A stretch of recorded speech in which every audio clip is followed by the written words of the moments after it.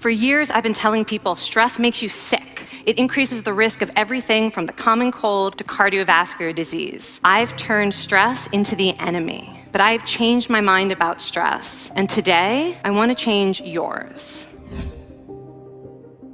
Let me start with the study that made me rethink my whole approach to stress. This study tracked 30,000 adults in the United States for 8 years. And they started by asking people, how much stress have you experienced in the last year? They also asked, do you believe that stress is harmful for your health? And then they used public death records to find out who died. People who experienced a lot of stress in the previous year had a 43% increased risk of dying. But that was only true for the people who also believed that stress is harmful for your health. People who experienced a lot of stress but did not view stress as harmful were no more likely to die. In fact, they had the lowest risk of dying of anyone in the study, including people who had relatively little stress. Now, the researchers estimated that over the 8 years they were tracking deaths, 182,000 Americans died prematurely, not from stress, but from the belief that stress is bad for you.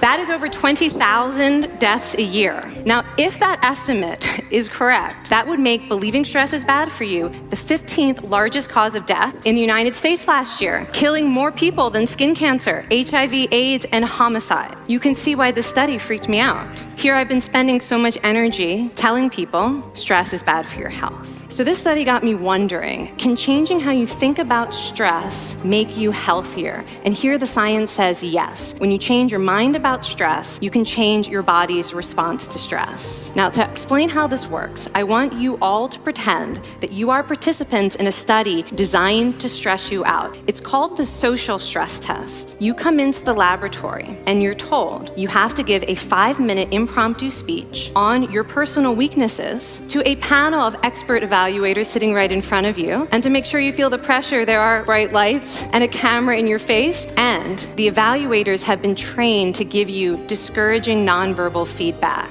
Now that you're sufficiently demoralized, time for part 2, a math test. And unbeknownst to you, the experimenter has been trained to harass you during it. Now, if you were actually in this study, you'd probably be a little stressed out. Your heart might be pounding, you might be breathing faster, maybe breaking out into a sweat. And normally we interpret these physical changes as anxiety or signs that we aren't coping very well with the pressure. But what if you viewed them instead as signs that your body was energized, was preparing you to meet this challenge? Now, that is exactly what participants were told in a study conducted at Harvard University. Before they went through the social stress test, they were taught to rethink their stress response as helpful. That pounding heart is preparing you for action. If you're breathing faster, it's no problem. It's getting more oxygen to your brain. And participants who learned to view the stress response as helpful for their performance, well, they were less stressed out, less anxious, more confident. But the most fascinating finding to me was how their physical stress response changed. Now, in a typical stress response, your heart rate goes up and your blood vessels constrict. And this is one of the reasons that chronic stress is sometimes associated with cardiovascular disease. It's not really healthy to be in this state all the time. But in the study, when participants viewed their stress response as helpful, their blood vessels stayed relaxed. Their heart was still pounding, but this is a much healthier cardiovascular profile. It actually looks a lot like what happens in moments of joy. Over a lifetime of stressful experiences, this one biological change could be the difference between a stress-induced heart attack at age 50 and living well into your 90s. And this is really what the new science of stress reveals, that how you think about stress matters. So my goal as a health psychologist has changed. I no longer want to get rid of your stress. I want to make you